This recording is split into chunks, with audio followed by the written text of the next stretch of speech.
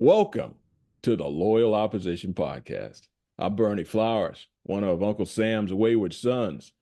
I intend to talk about important topics every week in hopes of helping to improve our country and our way of life.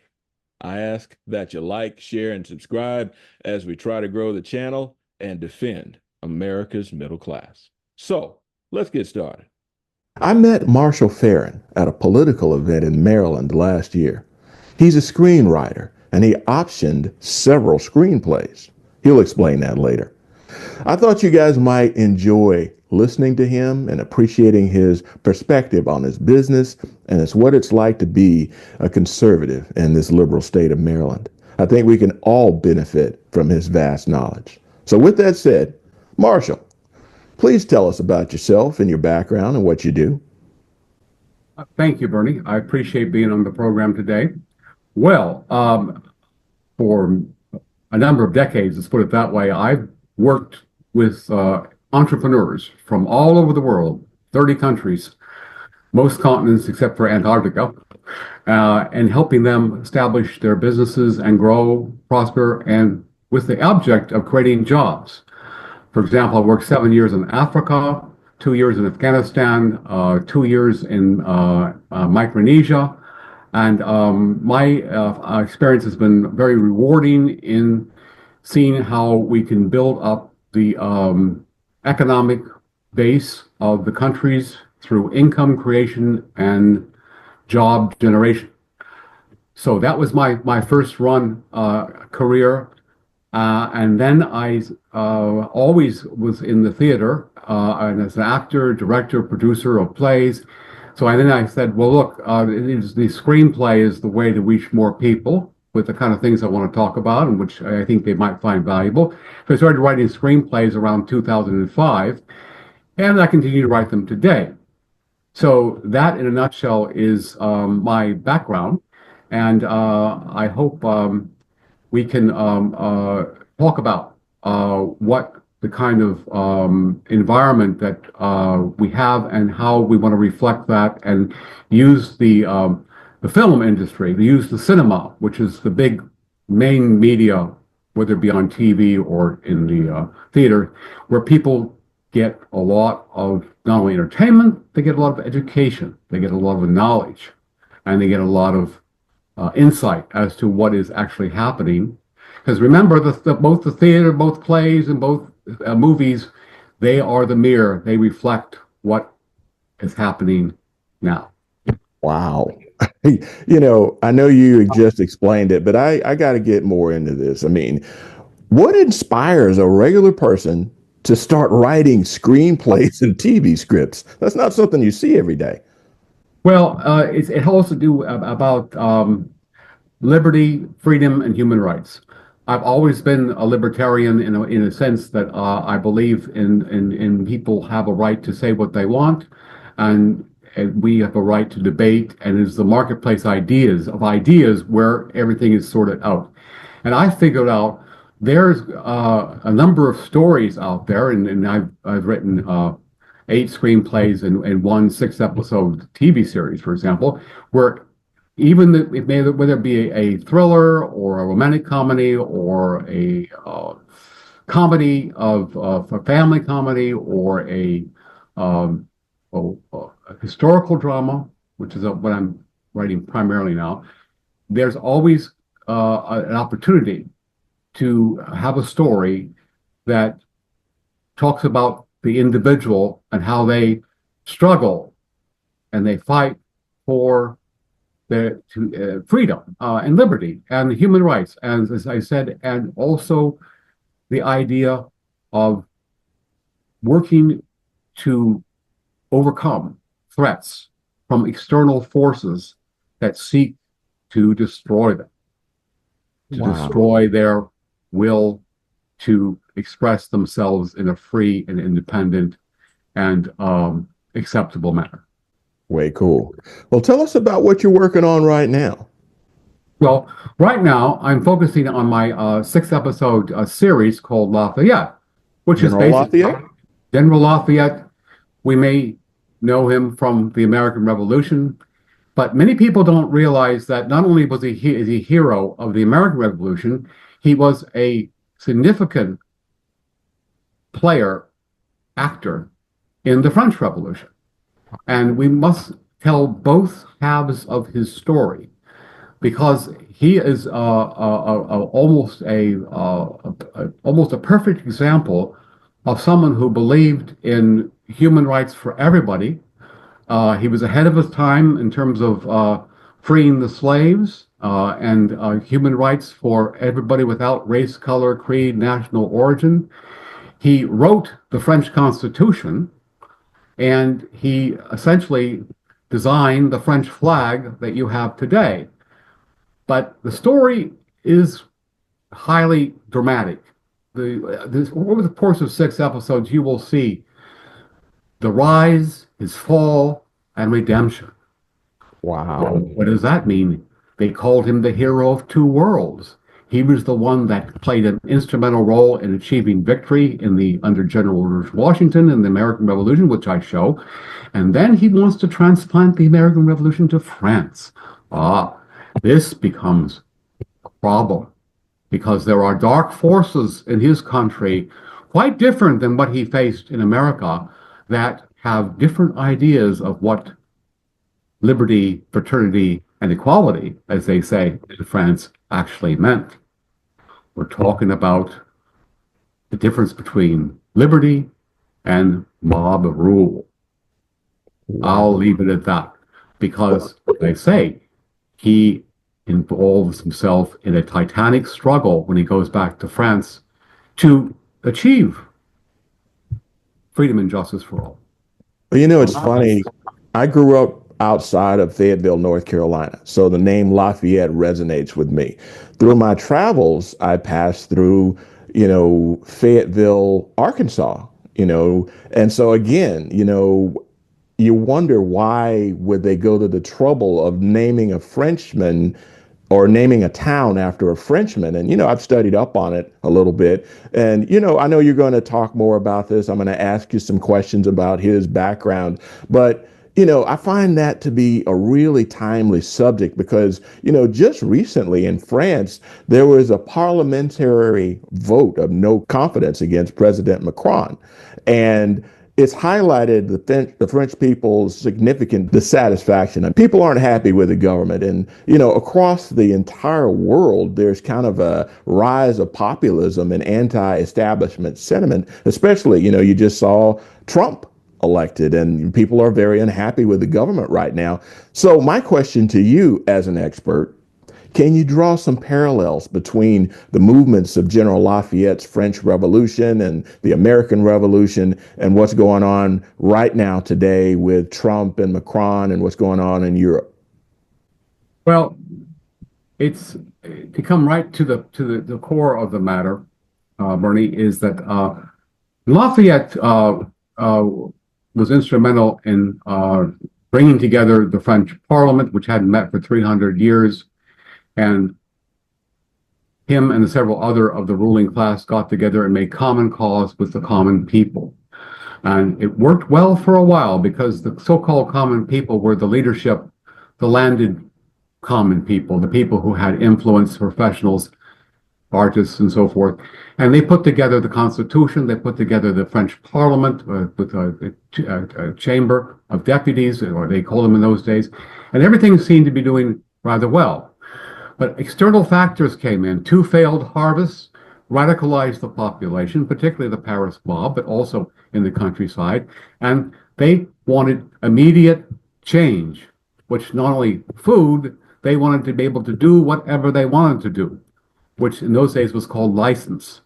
So things started to spin out of control, where you had a radical government take place, and they started to execute people who disagreed with what they believed in. First, they started with aristocrats, then friends of aristocrats, then friends of aristocrats, and then anybody, again, who questioned the course of the government policy. They were about ready to get Lafayette, but he found out and was able to escape from France, but he was captured by the Austrians, who was an enemy of the French at the time, and thrown into jail. Wow. He was persecuted and spent 4 years in prison. But while he was in prison, there was the reaction. When it looked like the revolutionary government was going to essentially eliminate about half the French parliament, send them to death because the parliament didn't agree with the government, well, there was a uprising. The radical, shall we say, woke government was overthrown, and finally, Lafayette was released out of prison, rehabilitated, and went on to become a very influential legislature and political leader, somewhat in the matter of Donald Trump, where they thought he was, after 2020, he was down, he was out, he was never going to come back. We spent a couple of years in the wilderness there, and they tried to put him in prison, and they tried to do everything they could to lock him up.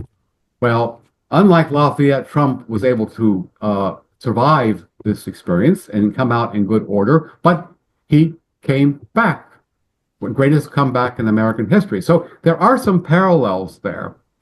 And I think the main message of the series, and it's done in a dramatic way, historically accurate now, I must point out that fact, is that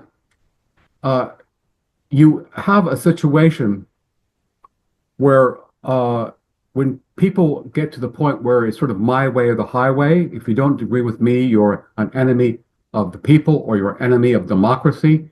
You are not democratic because you don't agree with my opinion, which sounds counterintuitive, but it's happening.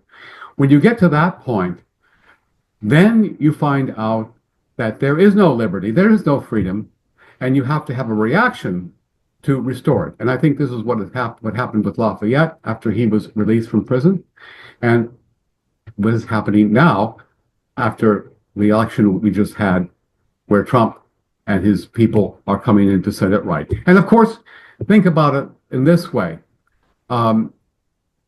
Napoleon tried to do this, but he became a tyrant because he wasn't really for the French Revolution. It was up to Lafayette that after Napoleon was defeated and exiled to come back and set things right. So the story is quite interesting in this respect. And I think people will enjoy it, and I think people will get a better idea of what it means to have freedom, liberty, and rights, but respect the freedom and liberty and rights of other people at the same time. Because if the piece shows that if you don't do that, guess what happens? Everybody loses their rights, everybody loses their freedom, and a lot of people end up either imprisoned or, in this case, in the French Revolution, executed. So the costs and the stakes are high. So the more people we can find who can realize the blessings of liberty and freedom, realize that human rights are important, the better off the country is going to be. And of course, this is what I have in all my work, but particularly in Lafayette, the series. Wow. You tied it together nicely. I don't think I could have done any better. But I got more questions since we have an expert on the line here. Let's talk about Maryland politics. And we just had a huge national red wave everywhere except Maryland. Our Senate race didn't go the way we wanted it to. We got liberals running the legislature, and we got a governor who is spinning us into the ground. So how can conservatives start winning elections in Maryland? Well, I think it's through education, Bernie. This is what the liberals have been doing for the last 2 generations. They have been educating people from very early grades all the way through high school in what they believe is the preferred political option, which is, of course, a left of center, further left of center, where again, what the teachers believe to be correct is the way to go, and we don't get any competing opinions in there. Well, I don't know about you, but when I went to grade school and high school, we were free, and this is the 60s now, to express ourselves, and we were encouraged to have open debate where the opinions of either side were allowed, accepted, even encouraged. Well, that's changed. So we must get back to that. And the way to do it, I had an idea here, Bernie, when I was given some really deep thought here on the subject, is how about an NGO organization like Veterans for America, for example, first, set up a speakers bureau where you identify people who are specialists in American and world history and politics who make themselves available to the public school system, whether it be the elementary school or the high schools, to come in and speak on a topic of American and or world history, like, for example, Lafayette's role in the American Revolution. That's part one. Then Lafayette's role in the French Revolution. That's part two. Or George Washington as a military leader and political leader. Or you talk about Loretta Scott King and her role in the civil rights movement. We hear a lot about Martin Luther King, but what about Loretta? What about her? She's done a lot. Her story needs to be told. But you pick out people who are well known, but their stories get lost in the current educational system, and tell the whole story of them and their devotion to freedom, liberty, human rights. But you would have a roster of topics, offer that to the school systems, and see what happens. See if they'll take you up on it. Because I know in your organization, you have people who are expert on all kinds of things. So Well, I think we need to have you out making a few speeches to the kids and anybody who'll listen, because you know as well as I do, if you don't learn your history, you're going to repeat it. So I think you would be a great person to get out there, and I'll see what I can do about linking you up with some of the people that I know that would appreciate what you have to say. But let me ask you, I got one more question for you. I want to give you a chance to say whatever's on your mind. I want people to learn about the production of this new Lafayette series that you're working on. I want people to know about these other projects that you're talking about. I know that's a tall order to get this all in, but tell the good folks what's on your mind. Okay, certainly, Bernie, be happy to. Where we are right now is that Lafayette, the TV series, is in script format. It has been optioned by an Australian production company. And option means I've given them the rights to go out and find a co-producer for the French scenes and also investors for the entire production. So myself and my producer are looking for people who would like to take part in this opportunity financially. As an investor, one would get a guaranteed 30% return on the investment, for example, and plus you will get the opportunity to be part of the production, to be involved in the making of the film. So there's a lot of perks available to investors, as well as the money issue as well. So we are looking for that, and we're using all available means through media here in the States, and also we are going to pitch, or shall we say present, our project to the producers and investors at the Berlin in February, Berlin, Germany, at the European Film Market. This is a gathering of filmmakers from all over the world, excuse me, that come together and exhibit some of their films they've already made, and also look for other films or other film scripts that they can turn into a movie. So that's what is on the near-term horizon. And if we get, because movies are risky, I must say this, but they have a great return when they work out, because they have something called residuals, where you get money downstream as well as upstream.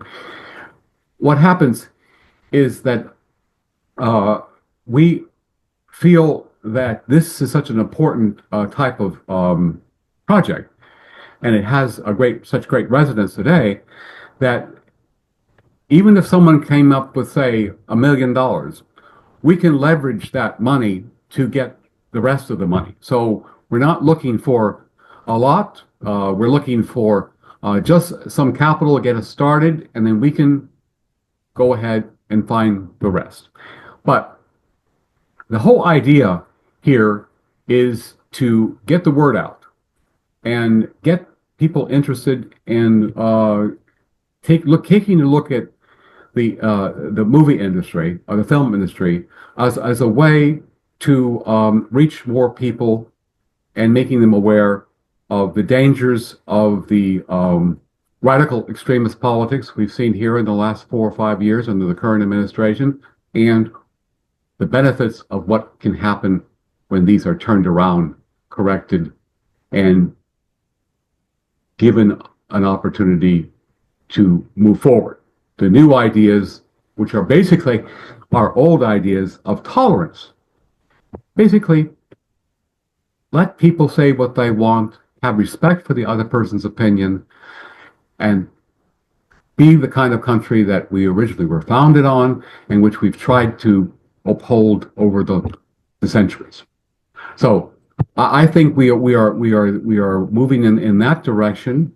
In fact, if anybody's interested in learning more about this opportunity, all they have to do is email me at info@marshallferrin.com, or go to my website, which is marshallferrin.com. And there you have all my work. We have movie trailers. We have script Bibles where it lays out the whole summary of the project.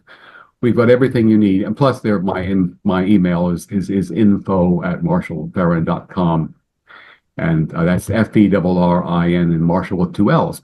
So anyway, I think that's where we are right now, Bernie. Thank you.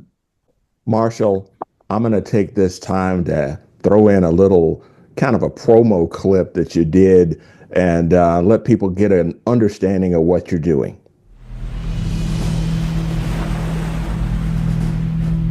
I must go. The king will have your head. Lafayette, a young French aristocrat with a heart set on freedom, leaves behind a life of privilege to fight in a foreign land. In America, he finds a cause worth dying for, becoming a trusted ally of General Washington and a hero in the fight for independence.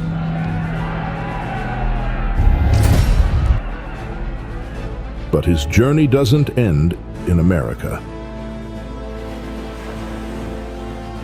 Lafayette returns to France, determined to bring the ideals of liberty to his own people. In the heart of France, he dreams of a revolution that will lift his nation from tyranny. Yet as France spirals into chaos and bloodshed, the forces of radicalism turn against him. Once a champion of liberty, now he faces betrayal and a fight for his very life. In the storm of revolution, will he hold on to his ideals or be consumed by them?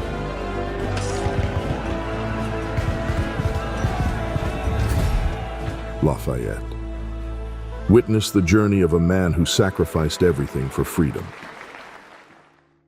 Marshall, thanks for coming onto the program. I really appreciate you sharing your world with me and with the audience. I learned some things. I had no idea how movies are made, and now I know a little bit more about it, and I also know a little bit more about General Lafayette. So again, thanks again for coming onto the program.